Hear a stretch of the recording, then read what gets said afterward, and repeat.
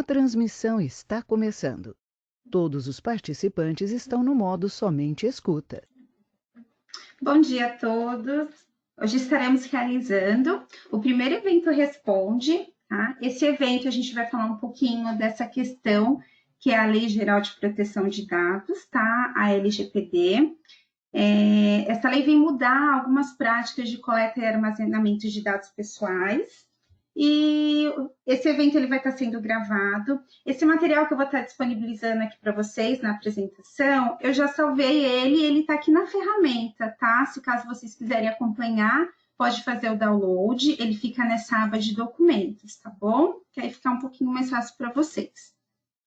Se caso der alguma falha no áudio, alguma coisa, vocês podem interagir comigo nessa aba de perguntas, tá?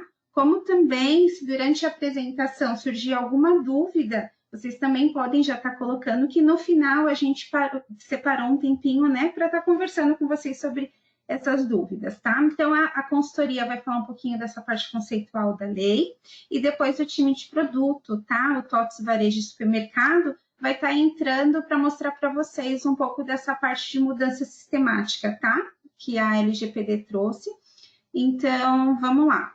Se vocês precisarem, pode interagir aqui no chat.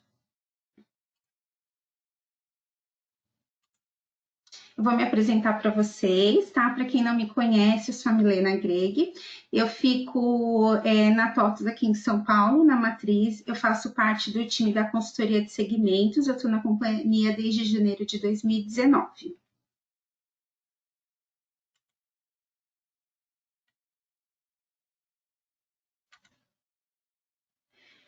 Então, vou falar um pouquinho da LGPD para vocês, né? Eu vou mostrar para vocês um pouco da evolução dessa lei, tá? Então, o Brasil, ela já possui algumas particularidades, né? Algumas leis que garantem essa questão no tratamento de dados pessoais, tá? Então, desde 2010, já vinha essa preocupação no tratamento de dados. E, através de uma consulta pública, foi realizado um anteprojeto. Esse anteprojeto, ele acabou publicado, né, em 2012, 2 anos depois, e aí em 2013 ele foi levado até o Senado, e aí ele acabou virando uma lei, tá? Que é aquela famosa lei do Marco Civil. Então, durante esses 4 anos, veio essa questão de estudo, veio essa questão de a necessidade, né, de a gente ter uma lei que focasse nisso. Só que a gente sabe que tem algumas questões que traz, né, essa lei, só que elas são algumas coisas que não são tão específicas, não são tão levadas à risca, né? Se a gente observar também no Código de Defesa do Consumidor, ele também traz essa questão, essa figura, né, de dados pessoais. Se a gente olhar também no cadastro positivo, ele também traz algumas particularidades para utilização e compartilhamento, mas a gente não tem nada tão específico, né? Nada que possui um acompanhamento e nada que a gente consegue levar a riscas em padrões, né? Então, em 2018, na União Europeia, eles acabaram saindo um pouquinho à frente, né? E acabaram regulamentando uma lei, que é a Lei sobre Proteção de Dados, que eles chamam de GDPR. E essa lei, essa GDPR, ela acabou se tornando referência no mundo na questão de regulamentação de dados pessoais, tá? Com a GDPR, os outros países começaram a também se movimentar nessa questão, né? E aqui do Brasil não ia ser nada diferente, né? Então, em 2018, foi aprovado através de uma medida provisória, que essa medida provisória logo acabou virando lei, tá? Alterando aquela lei de 2014, que é a Lei do Marco Civil da Internet, ela acabou se modificando e foi aprovada a entrada da LGPD aqui no Brasil, tá? E aí eu vou falar um pouquinho para vocês de como que hoje ela tá.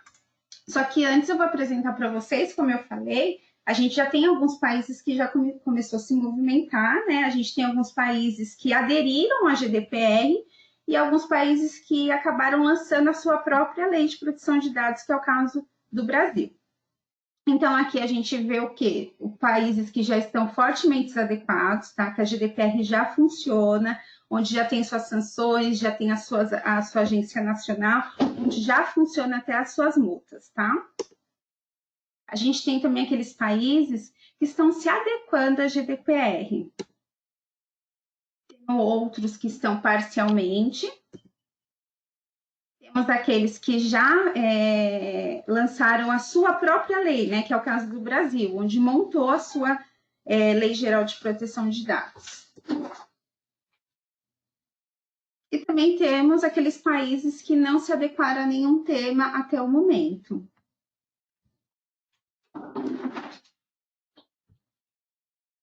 Bom, então, essa lei, né, ela entra, quando ela foi publicada lá, essa lei que foi a 13.709, né, ela vinha falando o quê? Que ela estaria entrando em vigor em agosto, né, e que ela vinha para estabelecer algumas diretrizes, tanto na coleta como compartilhamento de dados pessoais de pessoas físicas, tá? Essa é uma lei direcionada para a pessoa física, mas a gente sabe que sempre atrás de um CNPJ a gente tá falando de uma figura física também, né?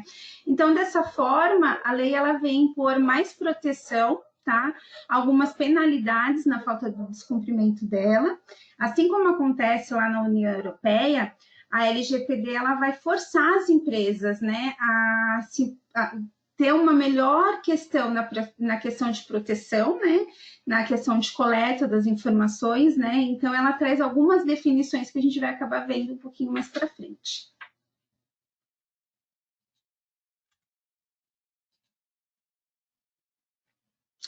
Então, toda lei, né, tem um objetivo, a LGPD não é diferente, então foi como eu falei para vocês, ela vai regulamentar essa forma que a gente faz a coleta e utilização dos dados das pessoas físicas, tá? Para que a gente pode até ter uma clareza um pouquinho melhor nessa questão de coleta e utilização, eu gosto de usar até como exemplo a questão das farmácias, né? A gente, quando acaba indo realizar uma compra, a farmácia, eles costumam pedir nosso CPF, né, para desconto, para cadastro, só que a gente nunca parou para se perguntar para que eles precisam do nosso CPF, né? Qual a finalidade correta para isso? Aonde que está sendo armazenado? Se eles compartilham esses dados, né? Isso a gente nunca soube. E com a entrada da LGPD, essa é uma questão que vai ter que ficar clara para nós, né? Nós, pessoas físicas, a gente tem que ter clareza para que vão utilizar os nossos dados, para que vão coletar aquilo, né? Então, não vai ser mesmo uma forma de que onde a gente vai, acabam pedindo os nossos dados, né? Então, vai ter que ter alguns critérios para essas utilizações, né? Por quê? Porque muitas das vezes as empresas acabam tendo excesso de informação coletada, né? E a gente acaba nem sabendo aonde esses dados, qual a finalidade e onde que eles estão sendo compartilhados, como eu mencionei. E uma coisa importante frisar é que o Brasil está em um dos países que mais possui ataques virtuais, né, em acesso de dados pessoais. É até uma coisa que a gente está passando no momento, né, essa situação atual da pandemia, nessa questão de benefícios emergenciais, muitas pessoas estão tendo os seus dados hackeados, né? A gente vê até nas mídias aí, muitos famosos tiveram o benefício emergencial solicitado, né? E a gente sabe que eles não precisam, né? E aí vem essa questão do quê? São dados compartilhados que foram compartilhados inadequado, às vezes esses dados não foram armazenados de uma forma correta, e por a gente estar nessa questão, né, de um país que mais tem ataques virtuais, as pessoas acabam utilizando de seus dados para fazer compra, outras coisas, né? Então, a LGPD vem um pouquinho o quê? Para colocar alguns padrões, para a gente tentar diminuir essas questões, né? De compartilhamentos inadequados. Então, o que essa lei vem tratar, né? A LGPD, ela, como eu falei, ela vem tratar a questão de dados pessoais, né? Então, se a gente olhar lá na lei, no artigo 5, ela define como dados pessoais toda informação relacionada a uma pessoa, tá? Tanto que pessoas que sejam identificada ou identificável, tá? Ou seja, aquelas que a gente é capaz de identificar de alguma forma, né? Tanto isolada como num conjunto de outras pessoas, né? Então, aqui eu coloquei alguns exemplos para vocês, que são o quê? Através do nome a gente consegue identificar, ou através de CPF, RG, endereço de e-mail, endereço da sua própria residência, os dados de localização, né? A gente consegue chegar na pessoa, como também endereço de IP. Então, essas são as questões, né, que a LGPD ela vem tratar. A lei traz uma figura, né, uma questão de dados pessoais sensíveis. Pelo nome a gente já consegue entender um pouquinho a importância que ela tem, né? Então, a lei menciona que algumas informações que acabam revelando a característica da pessoa deve ter cautela em sua coleta, tá? Tanto na sua coleta como na forma de armazenamento. Então, aqui alguns exemplos de que a lei fala de dados pessoais sensíveis, tá? Que seria a religião, a questão de sexo, posicionamento político, orientação sexual, dados bancários, filiação sindical, dados relacionados à saúde. Isso tem que ser, a lei ela traz uma forma, né, que a gente tem que ter mais cautela em sua coleta, né? A gente sabe que tem sim alguns segmentos que precisam dessas questões, né? Mas a gente tem que ter mais cautela na forma que a gente vai armazenar, tá? Para não expor a pessoa. A lei também traz essa questão de anonimização de dados, né? Essa questão de anonimização é uma técnica de processamento de dados que acaba removendo ou modificando alguma informação que possa identificar a pessoa, tá? Hoje isso já é um pouquinho utilizado, essas pesquisas de IBGE, por exemplo, né? Ela não quer saber a pessoa em si, ela quer saber a quantidade de mulheres que trabalham, ou a quantidade de homens, enfim, para pesquisa. Então, isso, muitas empresas já utilizam dessa questão da anonimização e a lei, ela traz também essa figura, tá? Que alguns dados podem ser anonimizados. A lei fala sobre a questão de tratamento, né? Então, toda operação é realizada, toda vez que a gente faz a realização de um dado pessoal, ela já se enquadra nessa questão de tratamento, tá? Então, a partir do momento que a gente coleta ou a gente recepciona um dado pessoal, a gente precisa se adequar nas questões da LGPD.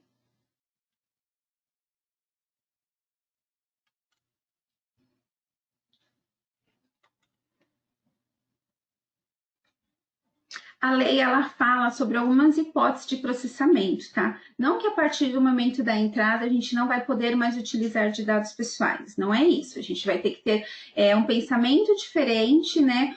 A gente vai ter que se adequar a uma coisa diferente, como também nós se adequamos ao e-social e um monte de obrigações que o governo acabou implantando, né? E a LGPD não é diferente. Mas a lei, ela traz algumas hipóteses, sim, que a gente está amparado para poder o quê? Utilizar de dados pessoais, tá? Então, uma delas é a questão de consentimento expresso. Toda vez que a gente for coletar um dado que possui nome, CPF, enfim, qualquer coisa que traz a figura, né, da pessoa física, a gente vai precisar de um consentimento expresso, tá? A gente, como eu mencionei até para vocês, a questão da farmácia, tudo. Não que eles não vão precisar, não vão poder mais colher essa informação, sim, mas para quê, né? A gente vai ter que ter um consentimento. Tem algumas coisas ainda na lei que não são tão claras, né? A gente está se baseando bastante na questão da GDPR, que ela também traz algumas figuras, tá? Então, quando a gente entende, quando fala de consentimento expresso, é o quê? Eu posso sim ter o seu dado, desde que eu assine por aquilo, desde que eu permita que você utilize meu dado, tá? Fala também na execução de contrato, a gente não consegue fazer uma compra ou uma venda, né, onde tenha contrato, se não tiver os dados pessoais, né, das figuras ali. Então, a lei fala que eu posso, em execução de contrato, trabalhar, né, ter os dados de titulares ali, até porque também são coisas que vão estar assinadas, né, expressa, então eu posso ter. A lei também fala de cumprimento de dever legal ou regulatório, tá? O que a gente entende disso? O que é cumprimento legal? Eu tenho um monte de obrigações, por exemplo, o RH. O RH é o que mais trabalha com dados pessoais, né? Eu não tenho como admitir um colaborador se eu não tiver os dados pessoais dele. Isso é a parada da lei. Por quê? Porque é uma obrigação minha. Eu preciso dos dados dele porque eu tenho um monte de obrigações para fazer. Então, eu posso sim continuar. Lógico que eu vou ter que mapear, né? Cabe às empresas mapear os seus processos, olhar se todas as coletas, tudo aquilo que eu estou solicitando numa admissão, por exemplo, se eu necessito daquilo, né? Para mim acabar enviando as minhas obrigações. Defesa de direito, né? ações judiciais, por exemplo, eu preciso também ter o dado de pessoas físicas ali. Não tem como a gente mover uma ação se não tiver os dados.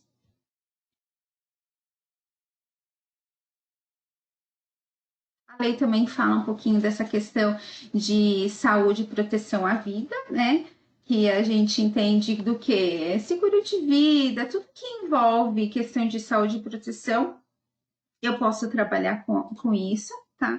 A questão de convênio médico também, eu preciso, né, ter o dado, eu preciso, até a questão de saúde trabalha bastante com essa questão de dados sensíveis, né, que a lei impõe, porque a questão de saúde, se a pessoa tem alguma doença crônica ou não, o convênio, ele precisa ter essas informações, né, então a lei, ela te respalda disso, né, mas a gente sempre tem que ter cautela, se eu não estou utilizando dados em excesso, se eu estou amparado dessas principais hipóteses que a lei coloca, tá? Então, são coisas que a gente tem que mapear muito bem dentro das empresas. Interesse legítimo do controlador, né? A gente sabe que muitas empresas trabalham diretamente com dados pessoais, né? Empresas de marketing que trabalham com questão de divulgação, enfim, que trabalha com isso. Então, é interesse da empresa ter os dados dos seus titulares, né, das pessoas físicas. Então, ela vai ter que ela está amparada que o quê? Aquele segmento dela precisa disso. Só que lembrando, sempre tem que ter um mapeamento, tem que ter um jurídico junto para ver se não tem nada de excesso, se esses dados vão ser armazenados de uma forma correta, se a forma que eu estou coletando está correta, tá? A lei, ela deixa você trabalhar com os dados, ela não te proíbe, mas ela fala que você tem que estar nas principais hipóteses e processamentos adequados. Como também a questão de proteção ao crédito, né? Isso se enquadra um pouco muito em banco, né? Instituição financeira, que não tem como hoje até a foto de um cartão de crédito, porque não tem como a gente ter, né, uma conta no banco, um cartão, se a gente não passar os nossos dados, né? Então, isso vai continuar, só que da mesma forma, se mapeando correto, processando isso de uma forma correta, né? A gente sabe que antigamente muito se vendia, né, dados, telefones, essas coisas para empresas de call center, tudo. Então, isso é uma segurança que a LGPD traz, né? Então, cabe às empresas verificarem o porquê que eu preciso daqueles dados, se eu vou compartilhar ele ou não. Como eu mencionei, né, a LGPD ela é uma lei para pessoa física, então, por ela ser uma lei de pessoa física, ela traz a questão de alguns direitos, né, que o titular tem. E esses direitos são o quê? Exclusivamente da pessoa, tá? Então, o dado pessoal, ele é o direito de cada um. Então, a lei menciona que o titular terá livre acesso aos seus dados coletados. Como as empresas vão fazer isso? Ainda é uma incógnita, né? Porque a gente não sabe se a gente vai ter que deixar uma base ali para os titulares acessarem e ver o que a gente coletou, né? Que aí a gente pode cair até naquele exemplo que eu mencionei, a farmácia, tá? Ela pegou meu dado, mas ela está armazenando aonde? Meus dados lá estão corretos? Eu não sei, né?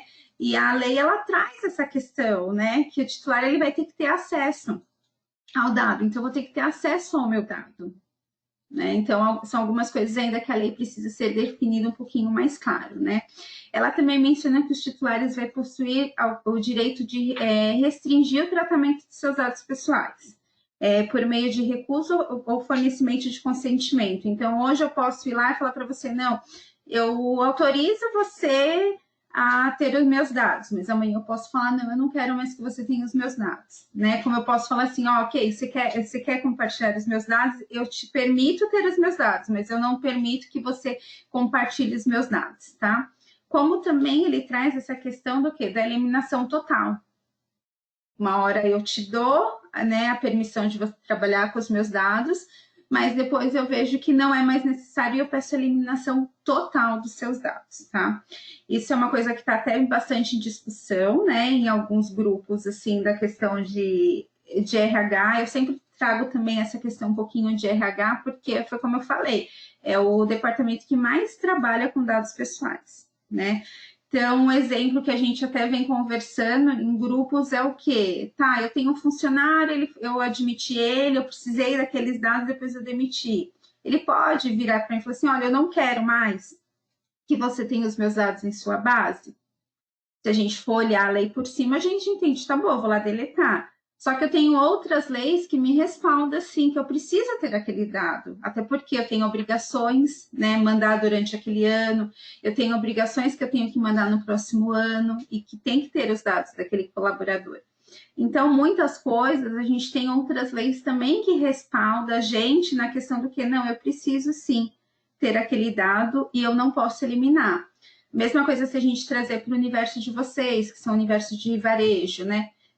Eu tenho uma pessoa que comprou, uma pessoa física que comprou comigo, a gente emitiu nota, ok, ele quer que eu elimine os dados dele da base. Eu posso eliminar? Né? Então, são coisas que a gente tem que ter muito respaldo, a gente tem que trabalhar junto com o jurídico, as empresas precisam fazer esse mapeamento, aonde que, em qual departamento, algum momento eu faço essa coleta de dado, tá? E isso cabe cada empresa, né? Cada segmento ver o que está utilizando, tá? De dados pessoais.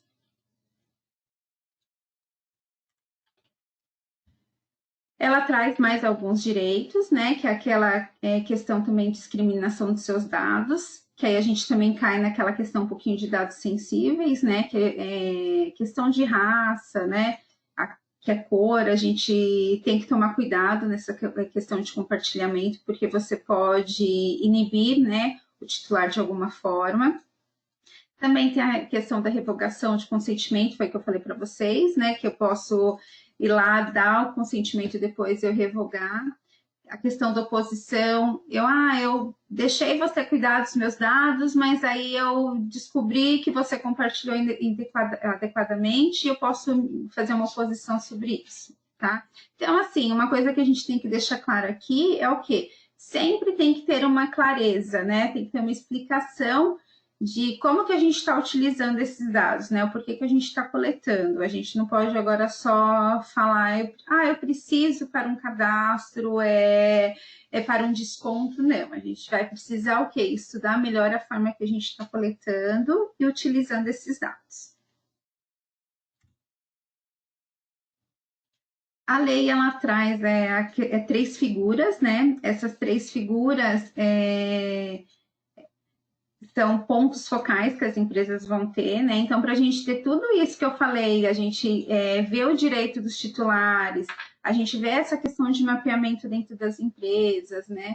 A gente vai precisar de pessoas, né, para controlar esses processos, né, para ser feito de uma forma adequada. Então, as empresas vão precisar desses 3 profissionais, que são profissionais específicos, né?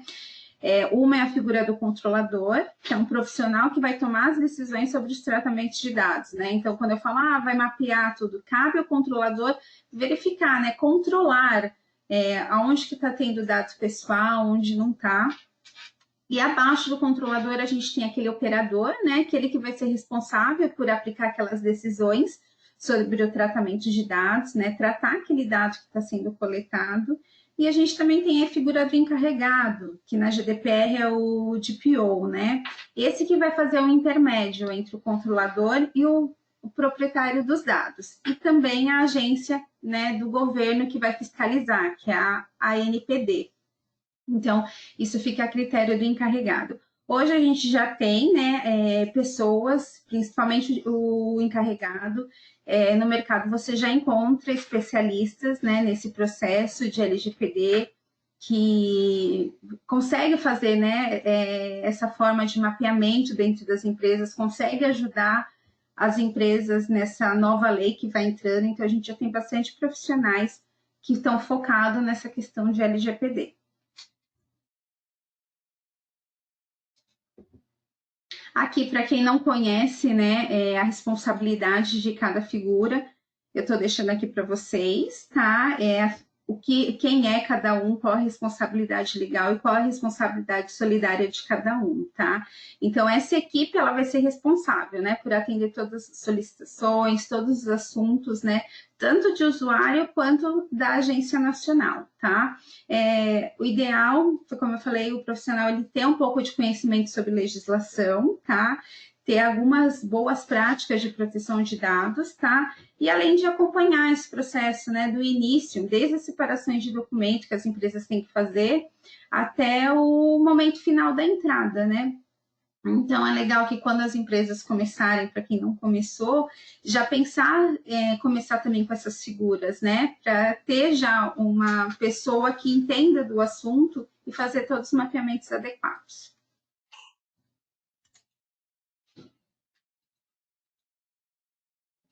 A lei, como eu falei para vocês, ela traz, né, algumas hipóteses que a gente pode trabalhar, como ela também traz os princípios, né? Eles são 10 princípios que estão ligados diretamente com o titular, tá? Que aí vai caber o quê? Cada empresa refletir sobre essa questão.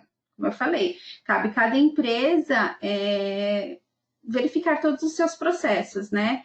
No sentido do que os titulares eles vão ter que ter transparências em muitas coisas, então cabe a gente fazer um mapeamento para verificar a forma que a gente está utilizando esses dados, tá?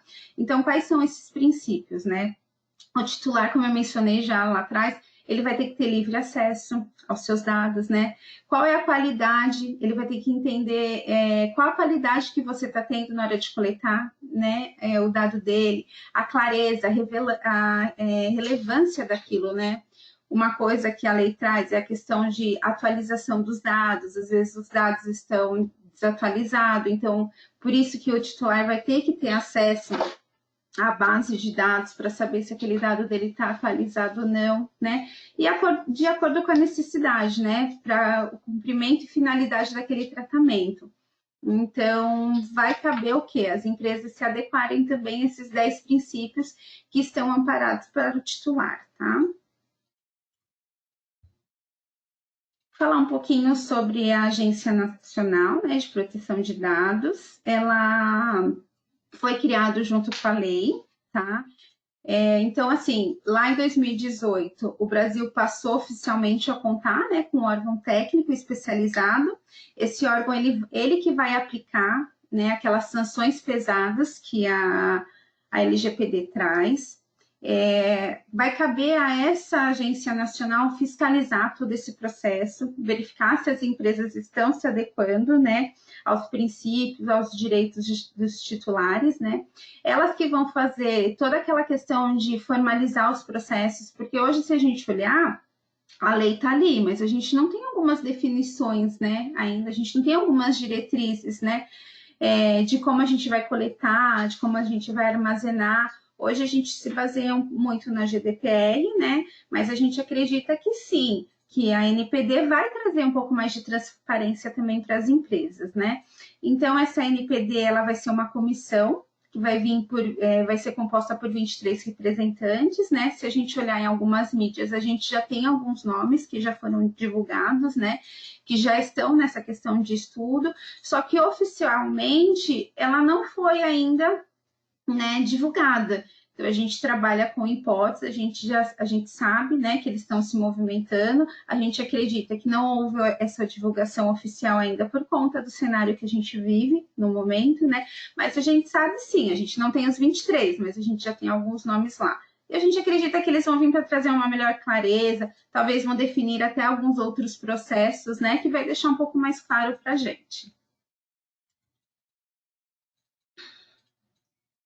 A lei fala dessa questão de incidências, né, que cabe a NPD fiscalizar, né, e como também, se caso tiver alguma incidência, e caberá também à empresa comunicar a NPD, né, não tem que esperar só a fiscalização vir, né, cabe também o encarregado ter essa comunicação, né, com a NPD. E quando tiver alguma incidência, o que a lei fala? Que cabe à empresa, né, informar a NPD, informando quais os dados foram afetados, também já mencionar qual é a proteção, né, que a empresa tomou, vai tomar em questão desse dado que foi afetado, e também indicar qual a melhoria que vai ser dada, né? Qual a tomada de decisão para isso não ocorrer novamente, tá? Então, fica a obrigação da empresa, né, fazer essa comunicação com a NPD. A lei traz já algumas penalidades, tá? Penalidades essas que são grandes, tá? Elas podem variar desde advertências, multas diárias, podendo chegar até 50 milhões de reais, tá? Como também, dependendo da penalidade que a empresa, né, sofrer, pode ocorrer a suspensão da sua atividade. Isso está amparado lá na lei, tá? A lei que menciona essa questão mesmo da suspensão da atividade da empresa. E aí vai caber à agência nacional, né? Fica a critério dele definir qual vai ser o seu tipo de advertência. Hoje a gente não tem isso específico na lei, né? Então a gente acredita que o quê? Que a agência vai vir definir essas questões. Aqui eu trouxe para vocês um site, tá? Convergência Digital. Ele traz bastante coisa de questão de LGPD. Então, achei essa matéria muito interessante, aí eu resolvi compartilhar com vocês, né? Hoje o governo, independente dele ter colocado naquela lei que a gente vai ter uma Agência Nacional de Proteção, eles já fizeram a implantação de um comitê de governança de dados, tá? Porque eles estão olhando também dentro da casa. A gente sabe que o governo coleta muitos dados, né? A gente tem várias obrigações que a gente tem que enviar para o governo, e eles também precisam arrumar a casa, né? Verificar se tudo aquilo que a gente acaba também fornecendo para eles, se são necessários. Então, esse comitê já está nessa ação, tá? E eles acabam sempre divulgando algumas coisas diferentes nesse site. E aí, o mês passado, eles fizeram uma matéria, tá? Sobre essa manobra na vigência da lei. Achei bem interessante essa matéria. Então, eu deixei aqui um QR Code para vocês, tá? Para vocês lerem na íntegra o que está passando dentro do governo sobre a LGPD, tá? Se vocês direcionarem ali no material que eu deixei também, tem esse QR Code, aí vocês podem ler com mais calma, tá bom? A gente falei tudo sobre a lei, né? Mas eu não falei sobre a vigência, né? Que eu acho que esse é o ponto mais interessante, então eu acabei deixando um pouquinho para o final para falar com vocês sobre isso.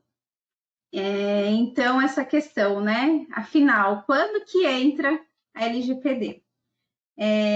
Originalmente, a gente sabe que a Lei de Proteção de Dados, ela veio, né? Através da Lei 3.709, e esse projeto, ele teria vigência a partir de janeiro, né? E aí a gente teve muitas sanções administrativas, né? A gente teve muita coisa que acabou mudando a partir de agosto do mesmo ano. E assim a gente está indo, né? Numas incertezas. Então, a Câmara já tinha aprovado, né, uma PL, onde substituía esse projeto, segundo a qual a vigência da LGPD começaria em maio de 2021, que é o mesmo prazo que tem aquela MP 959, né, que saiu lá em abril. A gente sabe que a MP tem um prazo de validade de 120 dias, né, que esse prazo está valendo até agosto, até o final do mês ela tem validade, informando que a gente entra só em 2021. Se ela não for votada nesse tempo, a gente sabe que ela perde a validade, ela caduca, né? Só que então aí no último mês o Senado fez o quê? Alterou a data da vigência, tá? Ela seguiu aquela redação e colocou que começaria a valer agora, em agosto de 2020 mesmo, esse mês, tá? No final do mês. Só que ela colocou algumas sanções, falando que a gente entraria, né? Mas só todas as sanções, que são a questão de multa, a questão de algumas obrigações, só para agosto de 2021. A gente sabe que é um cenário totalmente incerto, né? Porque a primeira lei falava que a gente entraria agora, né? Em 2020. Depois a gente teve o projeto de lei que mudou a gente para agosto de 2021, aí a gente teve a MP também para maio de 21, né? Então, assim, é muito incerto esse cenário. A gente sabe que agora cabe só o quê? O presidente, né? Porque todas essas sanções, todo o projeto de lei, como a MP, precisa ser votado, então a MP precisa ou virar lei ou ela caduca, tá? E a gente tem esse projeto de lei que já foi para o Senado, agora a gente aguarda alguma movimentação do presidente, tá? A gente sabe que a gente está com um cenário muito incerto, né? Eu acho que isso daqui eles acabaram deixando um pouquinho mais para o final. A gente está bem em cima, a gente já está no mês de agosto, né? A lei já deveria começar agora, na próxima semana. Então, assim, a gente está aguardando. A gente sabe que o presidente precisa fazer uma sanção, né? Ou aprova o projeto, ou ele leva a MP para votação, tá? Porque então ela vai perder a validade. A gente está aguardando, a gente está acompanhando internamente para ver, né, qual que vai ser a diretriz a ser tomada, mas independente se ela começa ou não, a TOTUS já vem, né, mapeando todos os seus sistemas, todos para se adequar à lei. Mesmo a gente não tendo essa obrigação como empresa de software, a gente está se resguardando no quê? Verificando o nosso sistema, vendo quais são os campos que a gente trabalha, dados sensíveis, dados pessoais, né? Vai caber à empresa definir o que vai ser utilizado ou não, mas a TOTUS já vem fazendo todo esse mapeamento. Ela já contratou uma empresa, né, para ajudar nessas questões de entendimento da lei. Então, a TOTUS já vem entregando, né, dos seus releases que contempla a LGPD, né, onde se adequa a essas necessidades. É isso que a gente vai mostrar, né, para vocês um pouquinho mais para frente, na hora que a gente entrar na questão do sistema, tá bom? Então, a gente ainda está num cenário incerto, a gente fica aguardando até o final do mês, né, quando que realmente a gente entra, tá?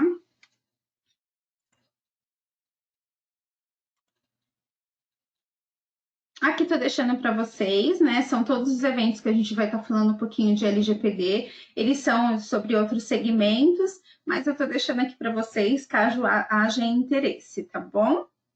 Aqui esse QR Code, gente, ele leva vocês para a página de eventos da consultoria. Lá fica todos os eventos que a consultoria vai fazer durante o ano, tá? A gente não tem só LGPD, a consultoria, eu vou mostrar para vocês a nossa página, a gente trabalha tanto com tema fiscal, tributário, previdenciário, tá? Então, aqui é um QR Code que direciona vocês para lá, caso vocês se interessem em participar de outros eventos que a gente acaba administrando durante o ano. Aqui é a página que eu falei para vocês, que eu vou estar mostrando. Deixa eu entrar aqui só um minutinho.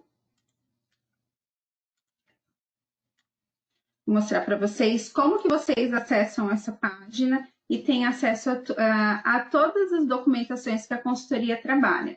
Então, ela é na página tox.com, tá? Ela é uma área logada. Então, vocês vão clicar aqui no Sou Cliente e vai vir aqui, ó, Espaço Legislação. Como eu falei, a gente trabalha com diversos temas, né? Quando vocês acessam esse site, ele abre esse pop-up para o quê? A gente já se adequando, né, na questão da LGPD, a gente disponibiliza conteúdos gratuitos, tá? Sobre fiscal, trabalhista, previdenciário. Só que se vocês querem receber todo esse material que a gente acaba fazendo, vocês precisam se cadastrar, tá? Porque eu não posso pegar os seus dados, né, o seu e-mail e sair compartilhando. Então, se vocês querem receber todas as novidades que a consultoria acaba realizando, vocês podem colocar o e-mail de vocês aqui e receber conteúdo. Vocês já ficam cadastrados na base e aí vocês recebem os eventos que a gente vai administrar, as últimas notícias, tá? Então, aqui, ó, a gente sempre deixa em evidência, né, as últimas obrigações, tá? Então, a gente tem o REINF, o E-Social, né, que é uma obrigação que tá aí, as empresas já estão entregando, a gente tem a ECF, né, que foi entregue, está sendo entregue, e a gente tem a LGPD, que é o que eu tô falando com vocês, tá? Então, eu vou entrar aqui para vocês conhecerem um pouquinho dessa página. Aqui nela, vocês vão ver tudo isso que eu falei para vocês, que é a questão da legislação, tá? Todos os princípios, os direitos, penalidades que eu mostrei para vocês. Aqui tem um guia de boas práticas. Esse guia de boas práticas é lá naquela página de convergência digital, tá? Lembra que eu mencionei para vocês que o governo agora implantou o Comitê de Governança de Dados, que eles estão olhando de dentro para fora. Então, eu achei legal que eles fizeram um guia de boas práticas para as empresas, né? São empresas públicas, mas eu acho que isso a gente pode utilizar como base em todas as empresas, de como mapear, né, como fazer essa questão, né? Contemplar a questão da LGPD dentro da sua empresa. Então, caso vocês tenham interesse, até para entender um pouquinho melhor aquelas empresas que não começaram a fazer os seus mapeamentos, clica aqui, vocês abaixam esse guia de boas práticas e vai ajudar vocês no dia a dia de implantação, tá? Aqui embaixo a gente tem algumas informações sobre os produtos. Como eu mencionei, a TOTS ela já vem se adequando, né? A LGPD, independente de quando ela entra em vigor, a gente já vem trabalhando internamente. E aqui a gente tem como que tá as nossas linhas. Então, hoje a gente está falando da linha TOTS Varejo Supermercados, né? Se vocês clicarem aqui, a gente vai direcionar vocês para a página do produto, onde o Rodrigo vai estar falando com vocês um pouquinho, né? Mas fica aqui toda a documentação que ele vai estar falando com vocês, tá? Que aí vocês podem acompanhar. Bom, como aqui a gente sempre traz as últimas atualizações, legislação sobre LGPD, é uma página bem legal.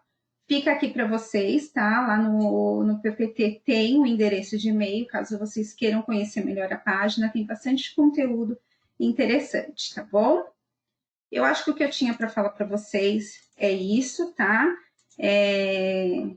Vou estar passando para o Rodrigo, ele que vai estar falando um pouquinho dessa questão do sistema. Caso vocês tiverem dúvida, já pode ir colocando aqui, mas a gente volta no final, tá bom? Só um instante que eu vou ficar mudo, que eu vou mudar de apresentador.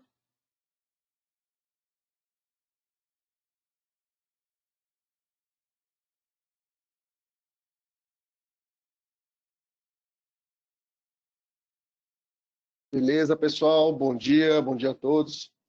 Meu nome é Rodrigo Palma, eu estou como Product Manager aí do nosso segmento de supermercados linha RMS, né? Estou sobre supermercado linha RMS. Eu vou meio que dar uma visão para vocês de como que, sabendo de toda essa contextualização que a Milena fez para a gente, do que é a lei, né? Do que está previsto aí para os próximos passos, em termos de proteção de dados, a gente teve a visão que foi passada pela TOTS, em cima da consultoria que a Milena falou, né? E implementamos no sistema para deixá-lo o mais fácil de serem cadastradas as informações pessoais sensíveis e que vocês possam ter as ferramentas para auxiliar aí nos processos de anonimização e auditoria, que a gente vai falar um pouquinho mais para frente. Então, nós criamos aqui uma documentação única, né? Onde a gente coloca aí links para várias partes, onde a gente detalha os tratamentos dentro do sistema. A TOTS, ela elencou basicamente 8 pilares, são nesses 8 pilares que eu vou explicar como que o nosso produto foi adaptado, tá? Então eu vou começar, no início dessa documentação, a gente fala um pouco sobre campos que fazem parte das telas de cadastro, mas eu vou começar aqui pela parte de baixo, que é onde a gente tem realmente as oito torres, né? Digamos, 8 torres da proteção de dados, né? Então, começando aqui pela parte de configuração de dados sensíveis. A primeira torre, ela diz que o cliente ele tem que ser capaz, né, de informar quais campos do RMS, né, quais campos do sistema ele deseja tratar como pessoal /sensível. Né? A Milena aí já até distinguiu qual é o conceito das duas informações. Né? Dados pessoais é tudo aquilo que remete aquela informação a uma pessoa. Então, CPF, eu com o CPF de uma pessoa, eu consigo chegar nela? Sim. RG, também. Endereço, também. Dados sensíveis, são todas aquelas informações que são passíveis de algum tipo de constrangimento. Né? Então, sexo, orientação sexual, religião, etnia, enfim. Dentro do RMS, a gente entende hoje que nós temos um dado sensível, que é o sexo, né? Mas a gente vai falar um pouquinho para vocês como que a gente adaptou isso na parte de configuração de dados sensíveis. Então, o que a gente fez aqui, né? Nós criamos uma tela onde é possível o cliente fazer o que nós chamamos de agrupamentos. A gente vai falar alguns nomes e isso vai ficar mais claro ao longo da apresentação, tá? Então você vem aqui e cria um agrupamento chamado nome, por exemplo, né? Diz que aquele campo é um campo do tipo pessoal, né? Uma informação pessoal, ela não é sensível. E eu digo o porquê que eu tenho este campo nome no sistema. Lembra que a Milena falou que nós temos que dizer qual a razão de nós guardarmos aquela informação pessoal sensível? É aqui que você vai fazer esse tipo de distinção. Então, a gente cadastrou cada um dos agrupamentos aqui, né? Beleza, legal, fizemos isso aqui através do botão F4, agrupamentos. E logo de seguida, a gente vem para essa parte da tela aqui, que é onde eu vinculo cada um dos campos das tabelas do RMS a um agrupamento que eu cadastrei previamente. Ah, eu vou ter que cadastrar isso de todos os campos do RMS? Não. Nós fizemos, já com o pacote que vai no Service Pack, onde nós liberaremos nas próximas semanas, a gente tem todo meio que uma base já pré-cadastrada de cada um dos campos, tá? E aí a gente dá a flexibilidade de alguns campos vocês alterarem. Então, por exemplo, para já, a gente decidiu que todos os campos que estão previstos a gente vai marcar como não alterável, mas a gente vai liberar isso ao longo das próximas semanas, alterando isso, né, para você poder pegar e falar assim, ó, esse campo aqui, eu não quero que ele seja um campo obrigatório, não um campo que esteja vinculado a algum agrupamento. Então, vou dar um exemplo aqui, por exemplo, a tabela lá, a 0 logit, no campo logit usuário, a gente tem um agrupamento que eu vinculo, né? Então, eu digo que este campo usuário está vinculado ao agrupamento nome, e aí todo o tratamento que eu for fazer no sistema, eu vou vincular ao agrupamento. Para não ter que dizer, ó, se eu tiver que anonimizar um CPF, você os campos são esses aqui. Não, eu digo para ele, ó, quando você for anonimizar um cliente, você vai anonimizar o CPF. E aí ele pega todo mundo que está abaixo do agrupamento CPF e vai fazer o processo ali de anonimização, que a gente vai falar logo a seguir. Então, a parte de cadastro de campos é isso, né? E eu consigo, inclusive, detalhar aquele detalhe que eu coloquei lá no processo da razão, né? Do porquê de guardar aquela informação. Eu também tenho um detalhe aqui no campo, tá? Eu coloco uma informação vinculada ao campo para dizer o porquê de eu não poder anonimizar aquele registro. Eu vou explicar essa parte de pendência um pouquinho mais à frente no processo de anonimização, vai ficar mais claro para vocês. Então, aqui exemplo, tá? Estou dizendo aqui que a A1 CA-CRM, no campo bairro, ela está vinculada aí ao agrupamento CRM, e eu estou dizendo aqui que tem um detalhe aqui, uma descrição da pendência, que é detalhar o porquê de não anonimizar este campo. Então você vai poder editar este campo aqui de pendência com o texto que você achar mais conveniente, tá?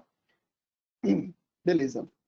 Então, a parte de configuração de dados sensíveis é isso. Então, ao invés de... O que nós preferimos lá atrás, né? A gente preferiu garantir que você tivesse total autonomia para alterar estes dados, inclusive incluir novos, o que é bem interessante, aí vai ajudar alguns sistemas de terceiros que estão na base do RMS. A gente sabe, por exemplo, que tem muitos clientes que detêm de algum software de terceiros aí que estão instalados mesmo na base do RMS. E aí você consegue, com essa ferramenta, pegar e falar assim, ó, a tabela X, que é uma tabela que não é da RMS, tá? Ela não é do nosso sistema. Esse campo aqui, que é um campo sensível, eu também quero que vocês anonimizem. E aí, quando eu for solicitar a anonimização lá na frente, no processo solicitado pelo cliente, eu automaticamente vou anonimizar este campo também. E aí você não precisa ficar anonimizando em vários sistemas, né? Eu vou anonimizar no RMS, depois eu vou anonimizar no sistema de terceiro A, no sistema de terceiro B. Então, tendo acesso ao banco, ao mesmo banco, né? Eu consigo fazer essa anonimização de uma só vez. Beleza, falamos da primeira torre, que é a parte de configurações de campos sensíveis. Vamos agora para a segunda torre, que é a parte de consentimento. Então, se você olhar aqui, ó, o segundo documento é o Manual de Consentimento da Proteção de Dados. Qual a ideia aqui desse item, né? É garantir que todo local do sistema onde eu tenha input de informação pessoal ou sensível de um cliente, né, de uma pessoa física, eu consiga, primeiro, garantir que o campo ele possa ou não ser informado. Então, por exemplo, nós tivemos que refatorar várias partes do sistema onde eu tinha, vou dar um exemplo aqui do sexo, né? Lá eu tinha sexo masculino e feminino. Lá eu tinha um combo lá, um Dropbox, uma caixa de seleção que eu podia selecionar masculino e feminino. Cara, mas a gente, na Lei Geral de Proteção de Dados, ela garante que o cliente ele pode falar assim, cara, eu não quero informar, não quero que você guarde essa informação minha. Por mais que você esteja me vendo aqui, eu não quero que você guarde essa informação. Então, qual é a ideia? Eu vou lá e tenho que dar a opção para o cliente, né, para o supermercadista, garantir que no cadastro de cliente CRM, por exemplo, o campo sexo ele tem a opção vazio, né? Ele não vai informar aquele campo.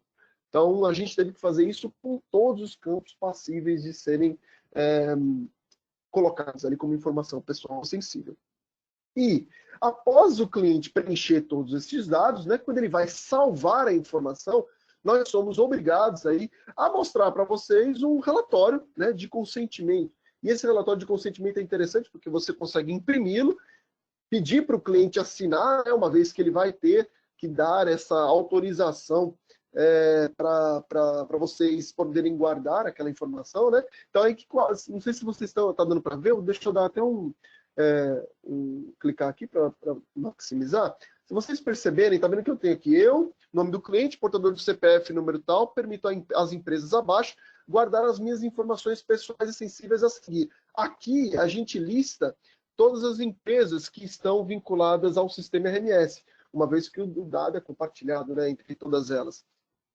E se vocês olharem aqui embaixo, eu consigo colocar, informação cadastral. Aí eu tenho todas aquelas informações, nome, endereço, sexo, e eu tenho o porquê, a razão de eu guardar essa informação no sistema.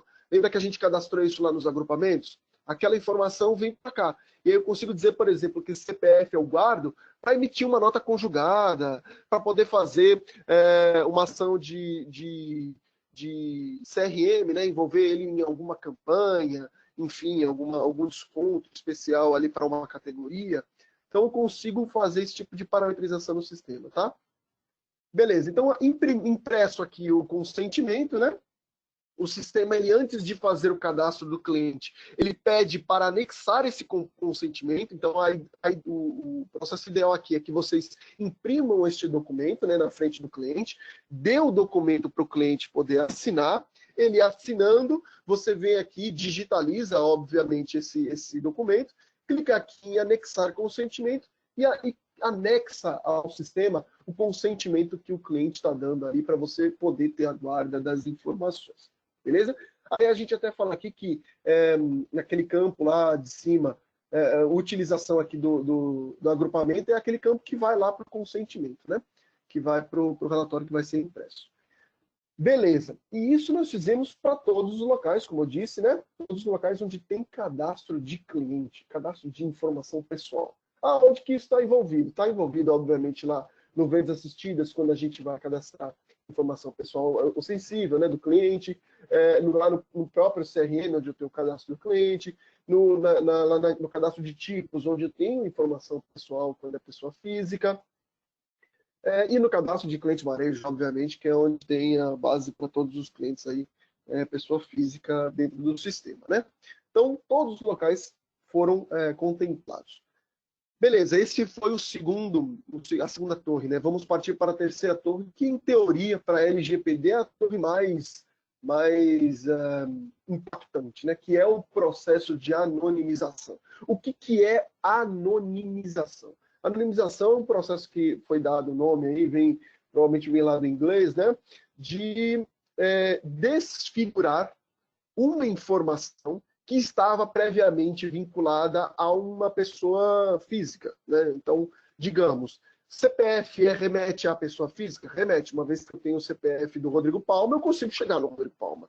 Então, o que é esse processo de anonimização? É eu garantir que, para o Rodrigo Palma, esse CPF já não seja mais o dele, né? Seja um número aleatório, seja uma sequence, seja uma informação que eu não consiga mais chegar no Rodrigo Palma.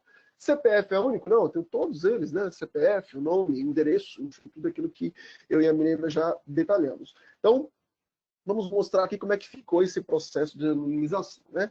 Então, a gente tem uma tela aqui onde você faz o input aqui do número do CPF. CPF é sempre a informação base para a gente encontrar outros dados dentro do sistema vinculados ao cliente, pessoa física, né? Então, você coloca aqui o CPF, ele detalha qual o nome da pessoa, né? E você solicita a anonimização.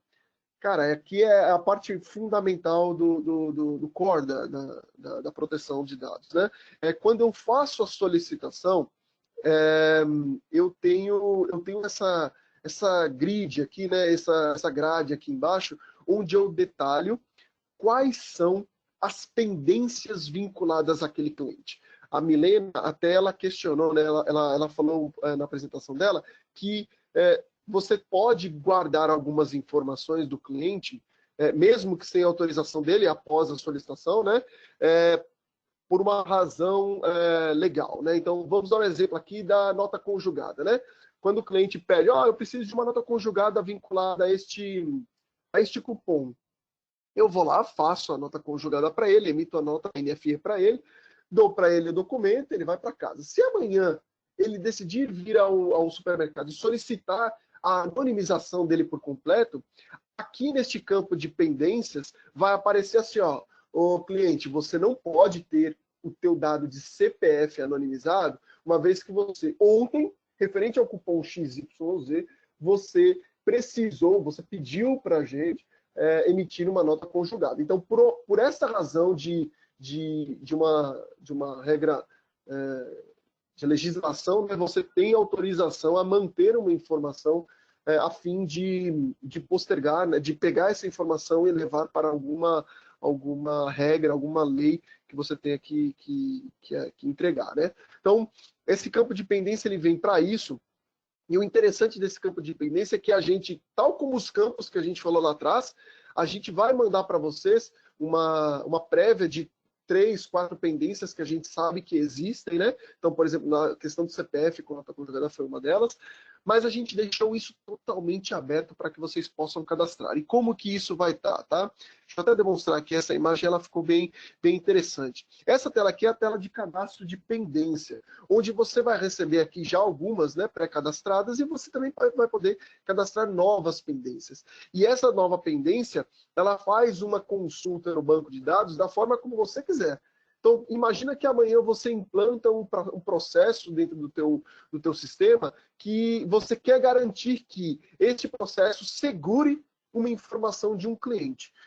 E aí você configura isso através dessa consulta aqui, né? Você tem algumas palavras-chave que você tem que colocar. Então, por exemplo, esse colchete 1 aqui é uma informação, uma palavra-chave, onde você vai ter o vínculo com a condição, que nesse caso aqui é o campo, por exemplo, FIS, _ CGC, _ CPF, e caso o CPF que o cara esteja solicitando a anonimização traga um registro nessa consulta, eu vou dar naquela grade lá, falando para ele assim, cara, não posso anonimizar o teu CPF porque existem notas com menos de 5 anos para eu entregar. Eu tenho que ainda prestar contas dessas notas. Então, eu não posso anonimizar o teu CPF.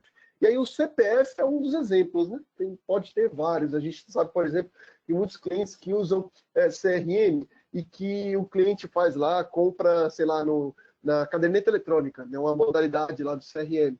Então, se o cara estiver me devendo lá R$400 de caderneta eletrônica e ele solicitar anonimização, eu vou falar para ele, bicho, eu não vou poder anonimizar o teu cadastro porque você tem uma pendência aqui comigo com o CRM lá no meu contas a receber. Então, trata de me pagar, né, de pagar essa dívida que você tem comigo, e aí a consulta de contas a receber já não vai mais trazer mais nada, né? E aí ele vai conseguir fazer o processo de anonimização normalmente. Rodrigo, beleza, e se tiver essa pendência, como é que é feito o processo? Então, se essa informação, se eu trouxer, por exemplo, que existem notas pendentes daquele CPF, o processo de anonimização ele garante a anonimização completa do cliente, exceto os campos que eu não posso anonimizar por conta dessa pendência. Então, o sexo ele vai anonimizar, porque para emitir nota conjugada eu não tenho a necessidade do sexo. Se ele é casado, se ele o estado civil, né? Solteiro, casado, divorciado, viúvo, eu vou guardar? Não, eu não preciso guardar, porque para isso, para emitir a nota conjugada, eu não preciso dessa informação. Então, o processo ele vai sair anonimizando tudo que, obviamente, não for essencial para aquele processo. Lembrando que tudo isso, pessoal, é configurável. Então, a gente manda uma pré-carga para vocês vão ter ali uma base já prevista de pendências, mas, cara, nada impede de vocês apagarem ou criarem novas pendências vinculadas à tua operação, tá? Então, a gente deixou o mais flexível possível para garantir que isso aqui a gente não tenha que trazer de novo para o produto para corrigir uma pendência, né, e mandar para vocês de novo. Não, só vai ali no select, onde a gente consegue configurar uma pendência diferente. Beleza, voltando então aqui ao fluxo de anonimização. CPF, deu o nome da pessoa, solicitou anonimização. Imprimiu aqui embaixo, né, nessa grade, as pendências, e digamos que ele não tenha pendência, ele aparece aqui, ó, relatório sem pendência, e já vai explodir para você, ó, o relatório de solicitação de anonimização. O que é isso, né? Eu, cliente tal, portador do CPF, solicito a exclusão dos meus dados, ou seja, eu estou dando para o cliente este papel, informando para ele, ó, você solicitou nesta data a anonimização dos teus dados e guarda essa informação no sistema. Se ele tiver pendência, eu guardo esse relatório com as pendências que estão vinculadas. Se não tiver pendência, eu automaticamente, além de excluir o cliente, ou seja, eu anonimizar as informações pessoais dele, eu também excluo, obviamente, este relatório, porque eu não posso ter a informação do nome da pessoa nem do CPF, né? Então, seria uma prova contra nós mesmos, né? Contra o próprio supermercado, de que tinha informação ainda guardada ali no sistema. Então, a gente vai lá e garante que essa informação ela fica anonimizada e o relatório ele é excluído. Beleza, então falamos do processo, aí você vai lá, imprime, né, este relatório, dá para o cara assinar e anexa o comprovante. Feita a anonimização, então você foi lá, solicitou o anexo do comprovante, ele vai dizer que o comprovante foi importado e está na tua DBW, lá na tua pastinha compartilhada, né, de logs. Agora você vai solicitar a anonimização, ele dá aqui a mensagem de que o processo ele pode ser executado em até 14 dias, e segue, né? Ele fala assim, ó, como não foi encontrado nenhuma pendência referente ao CPF e tal, o próprio comprovante também vai ser excluído, né? E aí, esse cliente ele não é mais encontrado na base do sistema, beleza? Essa foi o terceiro pilar, né? Vamos para o quarto pilar. E basicamente, pessoal, esses três primeiros pilares são os pilares essenciais ali para garantir o primeiro passo, né, da LGPD. E todos os outros vão decorrer desses passos que a gente já apresentou. A próxima torre que a gente vai falar é a torre de relatório de dados pessoais. Qual a ideia desse relatório, né? É uma vez você informando o CPF de um titular, quando você clicar em relatório, vai aparecer, ó, eu tenho o CPF tal e o CPF eu guardo por esta razão. O nome eu tenho que é essa pessoa, Ítalo Ribeiro, e eu guardo para cadastro X, para ter a informação Y, para poder usar no módulo Z.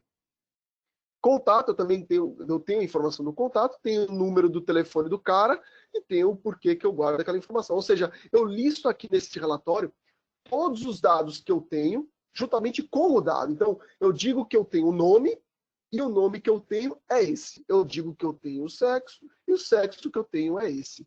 E isso tudo referente a uma pessoa física.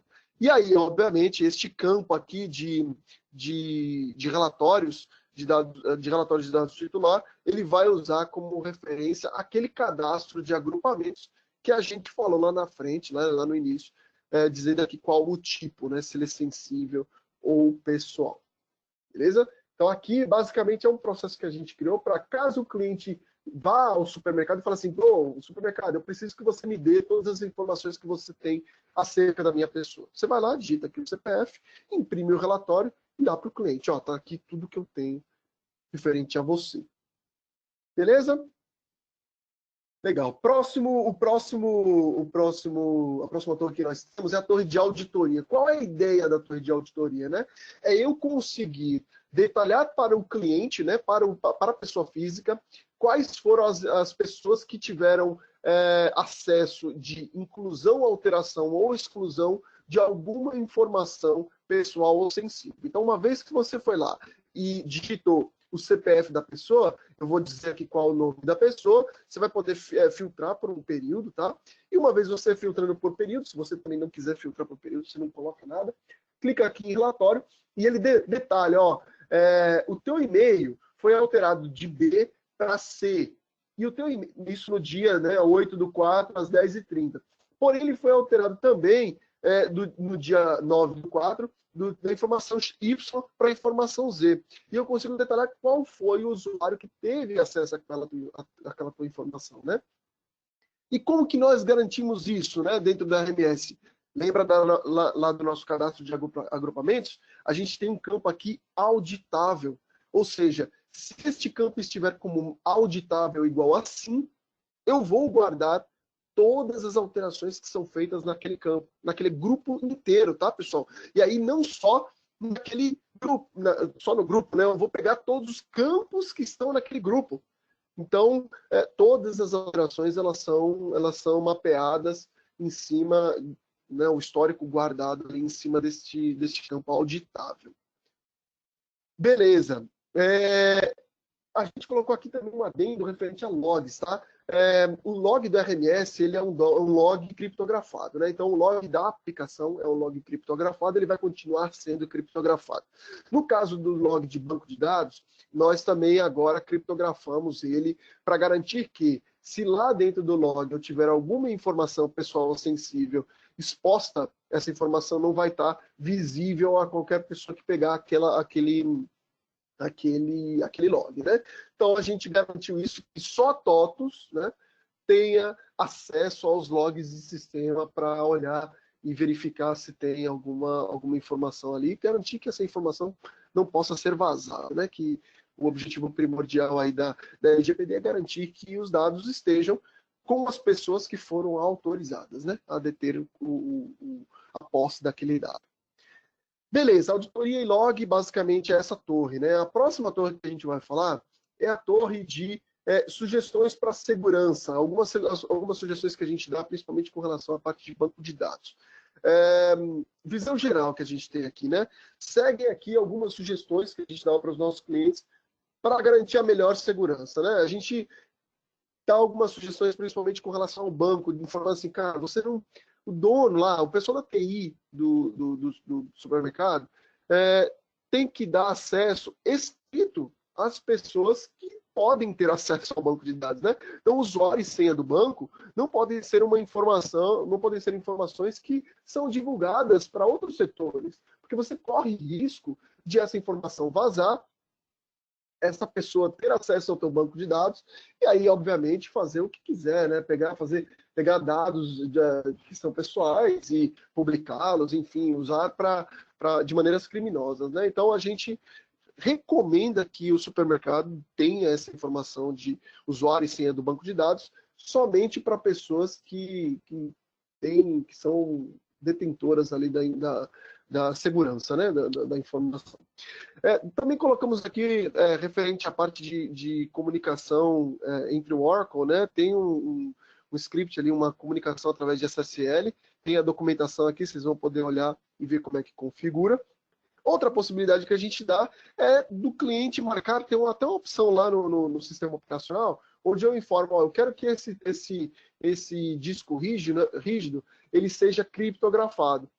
A gente sabe que isso, obviamente, quem não tiver a senha e o usuário e senha do administrador, né, do próprio usuário do sistema operacional, ele não vai conseguir ver as informações que estão ali dentro, né, caso o HD, por exemplo, seja roubado.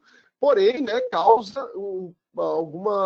normalmente causa uma lentidão, né, por esse disco estar criptografado. Então, acho que convém aqui, que a gente orienta fazer algum teste, né, verificar se existe alguma degradação, porque nem todo hardware do cliente nós temos ciência, né? O cliente pode mudar, tem clientes que têm um hardware mais escalável, né? Outro menos escalável, então isso está na mão do próprio supermercado. A gente sugere que tenha essa opção também para garantir a maior segurança, né, da informação. É uma opção a seguir. Certo, a penúltima torre que a gente vai falar é a torre de orientações para integração, né? Então, integrações, a gente sabe que lá no RMS a gente tem algumas formas de integração, né? Tem integração, por exemplo, com terceiros, com web services, tem integração com APIs, tem informações com trocas de arquivo, inclusive, tem integrações com socket. E qual é a ideia que a gente traz aqui? A gente sumarizou bem nessa parte aqui de visão geral. Primeiro, toda integração que detém qualquer tipo de informação pessoal sensível já está dentro do sistema da Tatuapé Supermercados, já está convertido para utilizar ou web services ou APIs. Então, se você tem qualquer tipo de integração com terceiros, onde trafeguem informações pessoais e sensíveis, sem ser web service ou API, sugiro que vocês troquem com o máximo de antecedência possível, porque esse tipo de integração é uma integração aberta, né, vulnerável. Se alguém tiver ali acesso à tua rede, cara, já foi, o dado está vazado. Então, no caso dos web services, por exemplo, todos os web services que a gente tem integração com PDV, integração de algumas notas, por exemplo, esses web services, eles todos estão hoje já utilizando HTTPS e SSL. Então, eles estão utilizando protocolos protegidos e a gente garante um pouco mais de segurança para ter certeza de que o dado não vai vazar, né? Ou quem pegar aquela informação, ela está criptografada ali no meio.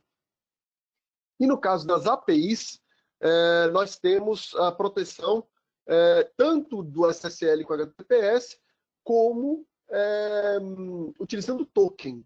Tá? A gente vai mostrar como é que funciona token um pouquinho mais à frente, em cima de protocolos seguros, e aí eu garanto a autenticação da pessoa que está usando a API, né? Então, basicamente, o interesse do supermercado é garantir que só quem acesse a API e o web service sejam as pessoas que têm permissão, né? Então, o intuito dessas duas torres basicamente era essa. Beleza, falando da penúltima torre, vamos agora para a última torre, que é a torre com as orientações para consumo de APIs, né? Que é essa última torre aqui, orientações para consumos de API com segurança. A gente montou aqui um passo a passo que liga para outras documentações, então vocês vão poder seguir o passo a passo para instalar as ferramentas, tá? E aí a gente coloca aqui no ponto 3 e 4, que são os pontos mais importantes, né? Com relação à parte do cadastro do CNPJ da empresa parceira e como que a empresa parceira utiliza esse CNPJ, né? Então tá aqui toda a documentação de como seguir. E aí eu vou explicar aqui a parte 4, que é onde eu referenciei, né? Vídeo passo 4 da documentação. Qual a ideia aqui? Pensa que você agora tem uma integração com e-commerce, tá? Você contratou e-commerce e você falou assim, ó, beleza, o e-commerce, eu preciso que vocês se comuniquem com as APIs da TOTOS. Aí o e-commerce vai perguntar, beleza, mas como é que eu faço, né? Primeiro, o que você tem que fazer como supermercado, né? Você entra nessa tela, né? Uma tela que tá bem pequenininha, vocês vão ver aqui na documentação, eu vou guiá-los, tá? Aqui nessa documentação eu digo, ó, entra nessa tela e coloque um nome para a razão social da empresa que está querendo fazer a integração. Então, digamos que seja lá a VTEX, né? O nosso sistema de e-commerce. Então, o cara coloca aqui, VTEX. Beleza, qual o CNPJ da VTEX? Então, o CNPJ da VTEX é esse aqui, XYZABC. Beleza, foi lá e cliquei em salvar. Quando eu clico em salvar, aparece essa informação aqui. O que eu tenho aqui? Eu digo assim, ó, cliente VTEX, né? Ele foi registrado, a empresa VTEX foi registrada, o CNPJ dela é XYZABC, e eu dou essa senha.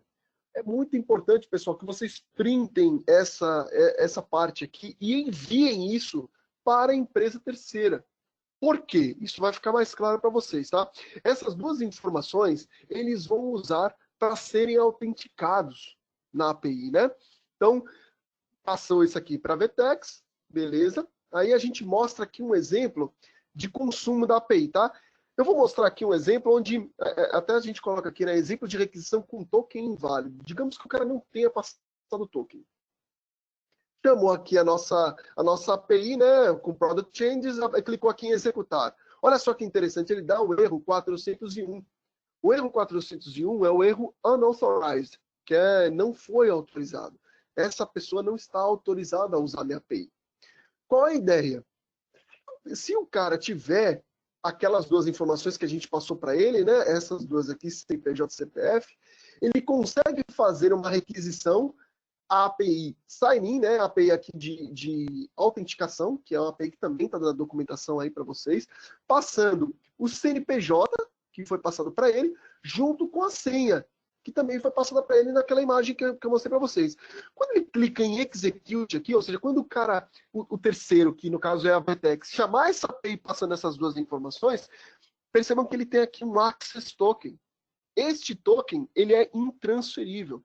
Ele é um token válido por um período configurável ainda, tá? Se não me engano, está na faixa de 20, 30 minutos hoje. E esse token, ele é expirado após esse tempo. Após 20, 30 minutos ele expira. Ah, o VTEX depois de 20, 30 minutos perde, eu vou ter que cadastrar de novo ele lá naquela tela? Não, não é isso não. Qual a ideia? Depois desse token expirado, é só eles chamarem novamente essa API aqui, que ele passando o CNPJ, né? E a senha que foi dada, que a gente dá um outro token para ele. Não é igual ao token anterior, que já foi expirado, e aí ele pode usar este token nas próximas requisições. E aí, se você olhar, eu vou mostrar essa tela aqui, que é a tela de... Na realidade não é essa aqui de baixo, onde eu passo, se vocês olharem aqui, ó, tá vendo que ele passa authorization aqui, ó, ele passa o token que foi dado para ele. Quando ele clica em execute, já dá a mensagem de 200, o código 200, que é o código de OK, ou seja, a sua requisição foi realizada com sucesso, e o retorno já consta aqui com todas as informações que o cliente, que o terceiro precisa, né? Então, é dessa forma que a gente garante que uma pessoa terceira, uma pessoa de fora, não consiga obter informações de uma API específica ali que você tenha publicado, inclusive na internet, né, pessoal? Porque e-commerce, a gente sabe que, principalmente e-commerce, ele vem uma requisição de fora, né? Os sistemas estão na internet, e aí essa requisição vem de fora, ela precisa estar pública na internet, na API, né? E aí ela vai estar pública tanto para a VTEX quanto para uma pessoa mal intencionada. E essa pessoa mal intencionada, ela não vai conseguir ter acesso à informação, uma vez que ela não tem o CNPJ e a senha. Beleza? Pessoal, basicamente era isso. A gente mostrou aqui os oito pilares que a gente seguiu aqui na TOTOS. Eu agora abro aí para perguntas, fiquem à vontade, podem perguntar. Se também, obviamente, vocês têm os meus contatos, né? O meu contato de e-mail é rodrigo.palma@totos.com.br. Se tiver alguma dúvida, obviamente a gente também está podendo ser acionado através de tickets. Se vocês tiverem dúvida, pode abrir um ticket ou mandar lá no meu e-mail. Qualquer coisa referente à LGPD a gente consegue responder. Beleza? É isso. Eu vi aqui que... Milena, me ajuda, se possível. Pelo que eu percebi, não tem nenhuma questão. Ou teve alguma questão? Não, Rodrigo, isso mesmo. A gente não tem nenhuma pergunta. Até dei uma olhada aqui, mas não temos, não. Beleza, pessoal. Se os meus canais, os canais que vocês têm em contato aqui com a gente são esses, né? Vocês têm o e-mail também e o telefone, tanto os meus quanto os do coordenador de atendimento. Tem os canais, obviamente, de telefone para abrir ticket, tem o portal que pode abrir ticket. Então, são inúmeros canais que vocês têm para falar com a gente. Qualquer dúvida, estamos aqui à disposição para explicar para vocês. Eu vi aí que tem uma pergunta, né? Isso, a Tatiana Mendonça, ela te mandou uma pergunta. alguma ação no sentido de consolidar os 3 cadastros de clientes que temos no sistema? Boa pergunta, Tatiana. Sim, a API, por exemplo, de CRM que nós temos hoje, ela já faz essa equalização. Então, sabendo que não é nada produtivo, né, termos 3 cadastros e aí as informações ficam espalhadas pelo sistema, o que a gente fez? Na API CRM, você tem a informação lá de inserir ou alterar um cliente, né? E também, quando você faz a inserção de um cliente, eu insiro em todos os cadastros do RMS, exceto no caso, nós temos o cadastro de tipos, né? Que isso, nesse caso, está parametrizável. Então, a gente tem um parâmetro lá que garante que, se esse parâmetro estiver habilitado, eu cadastro o cliente, né? Em todos os cadastros do RMS. Então, eu cadastro tanto lá no cliente varejo, quanto no CRM, como no cliente tipo. Se esse parâmetro estiver desativo, né, desativado, eu só coloco nos dois, no CRM e no cliente varejo.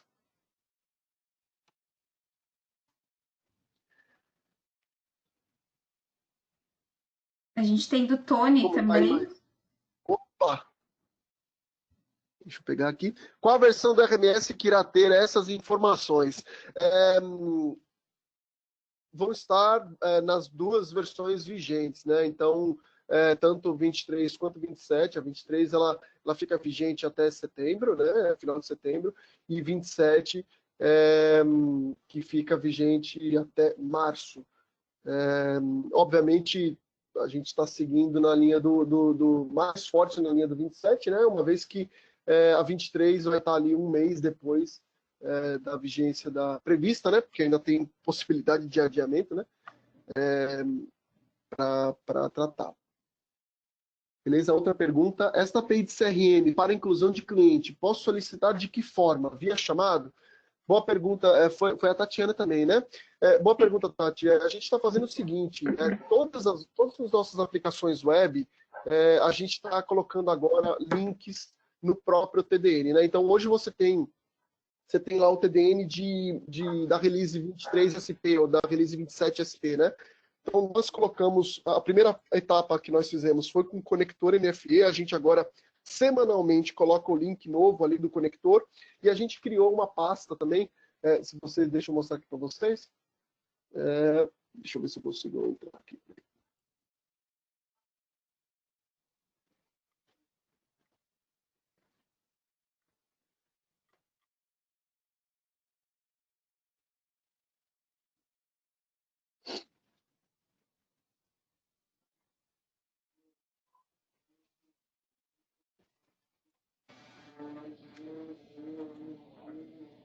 Vou mostrar aqui da 27, onde nós criamos. A gente tem aqui ó, aplicativos web, e a gente já colocou alguns aqui, tá? Não estão todos. A gente está fazendo essa virada aos poucos, então vamos colocar todas as APIs aqui. Hoje, como elas não estão aqui, você consegue pedir através de ticket. Então, solicitando o ticket, informa lá ainda, pessoal, por favor, que a API que vocês querem utilizar é a API com token, tá? Uma vez que a gente ainda mantém para clientes legados, para integrações legadas que não detêm ainda o tratamento de token, né? Então, pede a integração com token, uma vez que ela é que está com a questão toda de segurança que a gente explicou aqui. Beleza?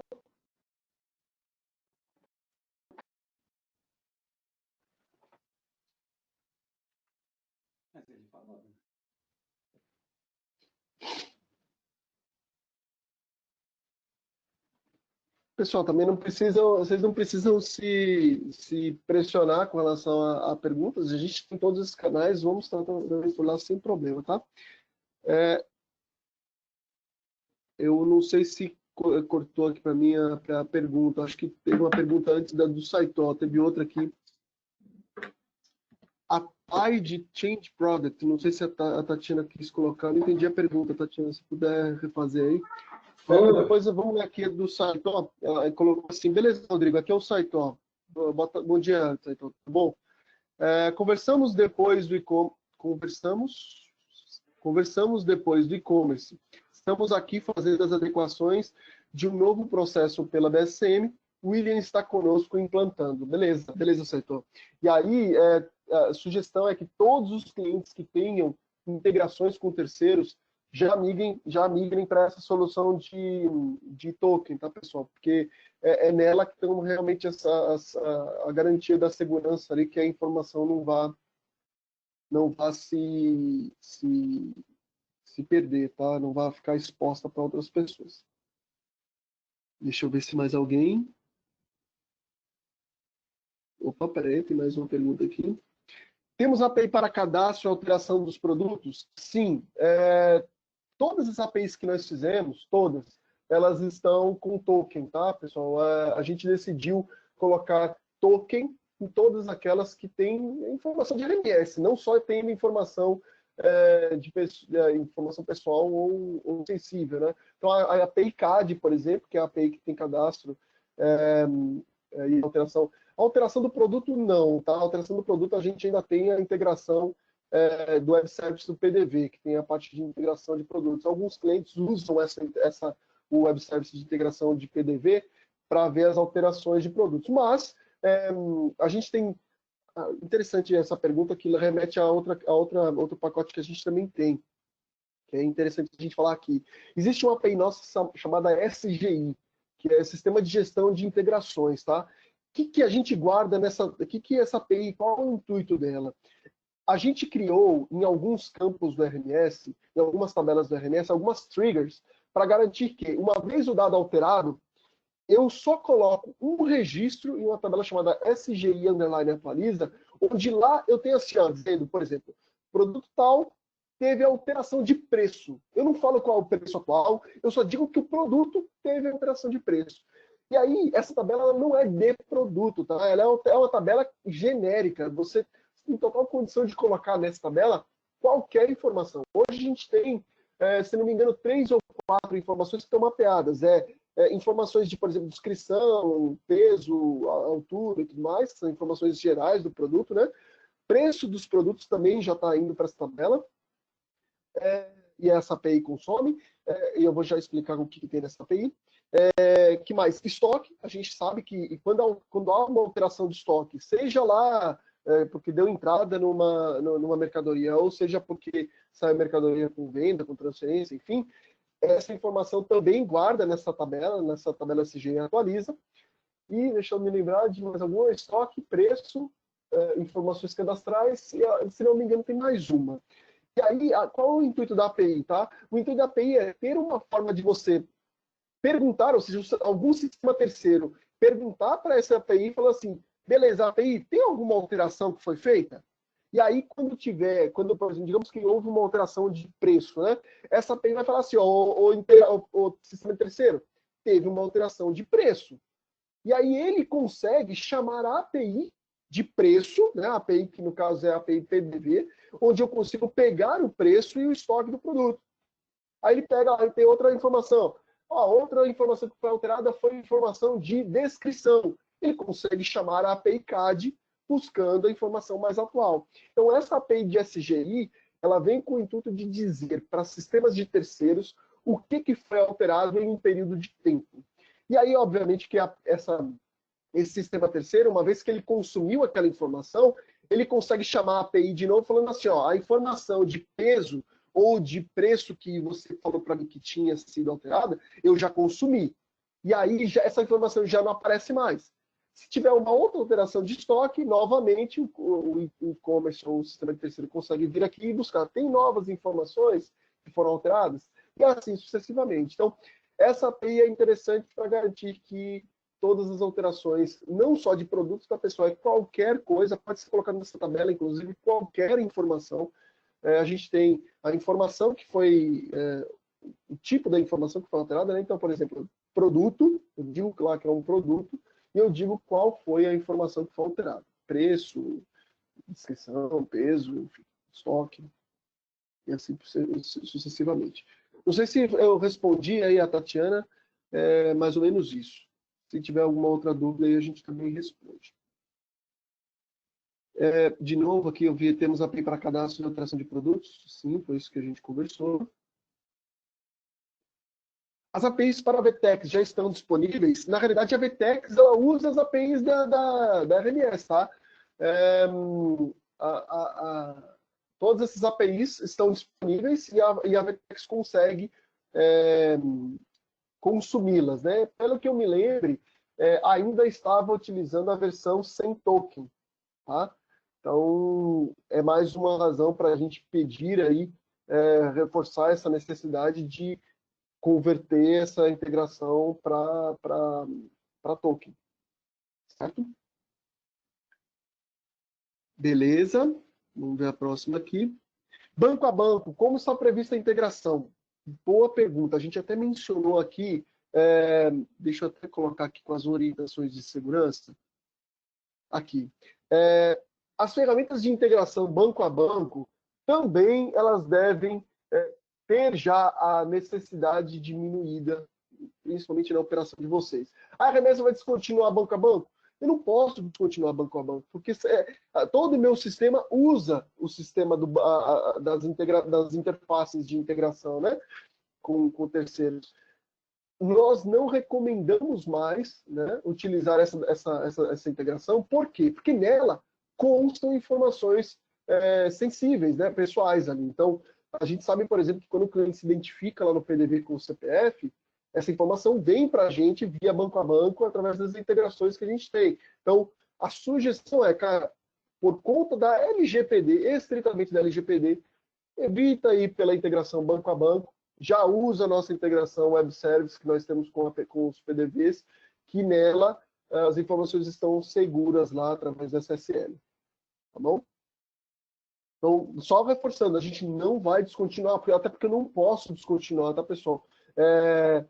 Não tem nem forma técnica de descontinuar, nada impede, né, algum sistema de entrar lá na base e cadastrar, né, uma informação numa tabela de integração. Nós só não recomendamos mais essa integração por conta da LGPD. Beleza?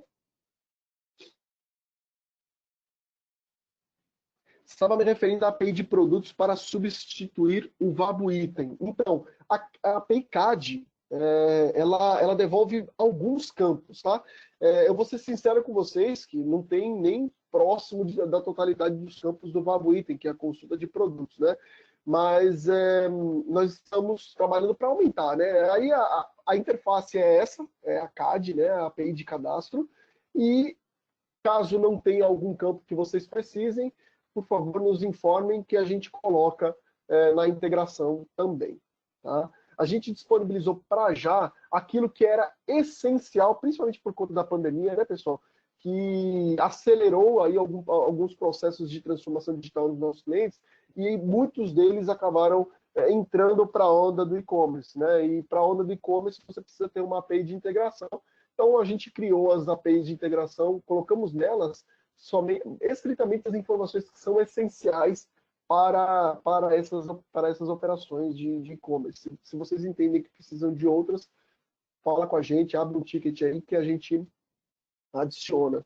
Tá?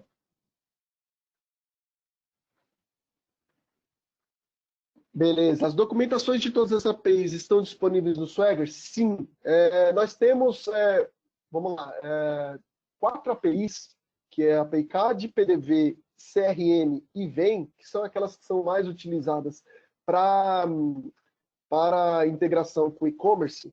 Nós temos tanto a parte de Swagger, como nós temos um Swagger tipo, on steroids, né? Parece que é on steroids, que é tipo, a gente deu um boost nele ali e a gente coloca valor, tipo do campo, tamanho do campo, inclusive descreve, né, faz uma descrição ali breve do que é aquele campo na integração.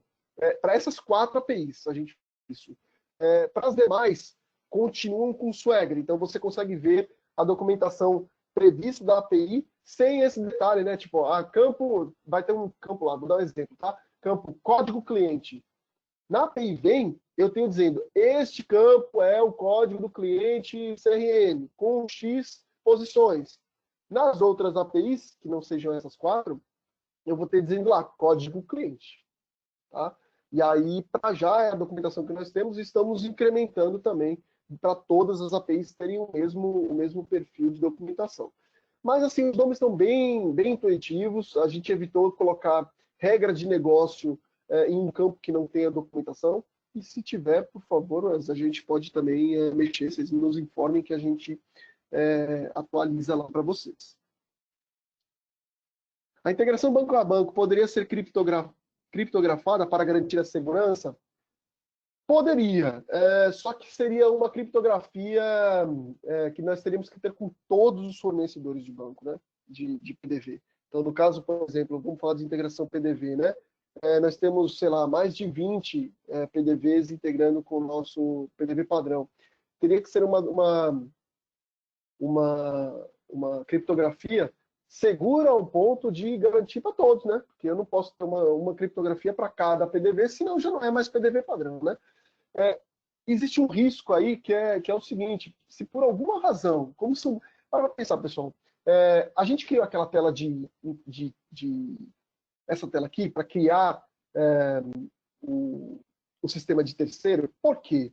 Para garantir que, se o token, por alguma razão, for exposto na internet, então pensa, por exemplo, que eu fui lá e eu dei o exemplo da Vtex. Eu mandei o CNPJ e senha para a Vtex. E aí ela consegue buscar o token. Se por alguma razão esse CNPJ e senha for enviado para outro cliente, para outra pessoa, uma pessoa mal intencionada, você só precisa vir aqui e apagar aquele CNPJ. E gerar uma nova senha. Então, eu consigo desabilitar um token muito fácil. Se eu coloco na integração banco a banco uma chave de criptografia, e por alguma razão a empresa X, que é um dos nossos 20 PDVs, vaza essa informação, cara, como é que eu fico? Eu fico refém, eu tenho que ficar gerando essa informação toda vez que muda, né? Eu tenho que comunicar os 20 PDVs, então é um processo um pouco mais complexo. Então, neste primeiro momento, a gente decidiu orientar a parte de banco a banco, seguir via API segura, né? Mas nada impede também da gente conversar para entender outros cenários, tá, pessoal? Nada impede isso. Tá bom? Acho que foi a última pergunta, foi feita pelo Tony aí, com relação ao banco a banco. E também dá, tá, pessoal? A gente pode pensar, por exemplo, eu vou ter esse mesmo processo aqui de criação do CNPJ, ele vai criar um token para gravar ou então vai criar uma chave de criptografia. Teria que criar um bem bolado ali com as empresas parceiras, né, de PDV, porque na minha visão agora é meio que inviável agora. Mas se tiver alguma sugestão, ou a própria empresa terceira tiver uma sugestão, a gente pode conversar. Tá nada escrito na pedra não, tá? Sugestão para já é garantir que vocês tenham mecanismos, né, seguros, que vocês possam ter a tranquilidade de que os dados que estão na base de vocês, que são principalmente dados pessoais sensíveis, não sejam expostos na internet, né? Que é muito grave. Isso aí, Rodrigo. Eu acho que foi bem proveitoso, né? A gente conseguiu tirar bastante dúvidas aí. Como você mesmo mencionou, né? A gente fica à disposição aqui, aberturas de tickets, o que também for em questão, que não for só de sistema, mas for questão de legislação, a consultoria está aqui para apoiar também, tá? A gente apoia internamente, mas a gente está aqui sempre para apoiar, para ter um melhor entendimento sobre a legislação, né? Que a gente sabe que ela é bem ampla, tá? Como eu mencionei lá no começo, esse evento está sendo gravado e vocês vão poder consultar eles depois, né? Ele fica salvo lá no YouTube. E o link dele eu sempre deixo salvo naquela página onde eu mostrei para vocês, onde vocês podem se inscrever em eventos futuros, tá? Então, no material que eu disponibilizei aqui, que vocês podem fazer para download, tem o QR Code, aí vocês podem deixar salvo já. Amanhã já vai estar disponível, tá? Se vocês quiserem depois assistir de novo, tá? Como eu também vou estar disponibilizando para o Rodrigo, aí ele divulga para os clientes também, tá? Isso, a gente vai mandar um TOTOS Informa, pessoal, assim que tiver esse link do YouTube, e aí a gente manda o TOTS Informa. Para quem não conhece ainda o TOTS Informa, né, só se você digitar TOTS Informa RMS, ele direciona para essa página, onde tem todos os comunicados que nós fazemos para os clientes. Então, vai ter aqui um item, assim que a gente tiver esse link no YouTube, a gente vai ter um item aqui informando o caminho aí para esse vídeo dessa nossa apresentação. Tem mais, você pode jogar baixinho, pode jogar... Legal. Acho que a gente encerra por aqui, né? Acho que todas as dúvidas, pelo menos que foi colocado aqui, a gente já respondeu, né? Não sei se alguém quer complementar mais alguma coisa, acho que não, já faz um tempinho que não vem nenhuma pergunta, então acho que a gente pode encerrar, né, Rodrigo? Podemos sim. Então tá, gente. Obrigado, pessoal, valeu muito pela presença de todos. Meus contatos estão aí divulgados, vocês conhecem, rodrigo.palma@totos.com.br. Qualquer dúvida, estamos à disposição, os nossos canais, ticket e telefone, estamos abertos ao vivo, tá bom? Obrigado pela presença de todos. Valeu, Milena. Obrigado, viu, Rodrigo, pela parceria. Obrigado pelos clientes que disponibilizaram um tempinho para a gente estar vindo apresentar, tá? E como o Rodrigo falou, a gente fica à disposição, tá bom? Obrigado, gente. Um bom dia. Valeu, tchau, tchau. Beleza.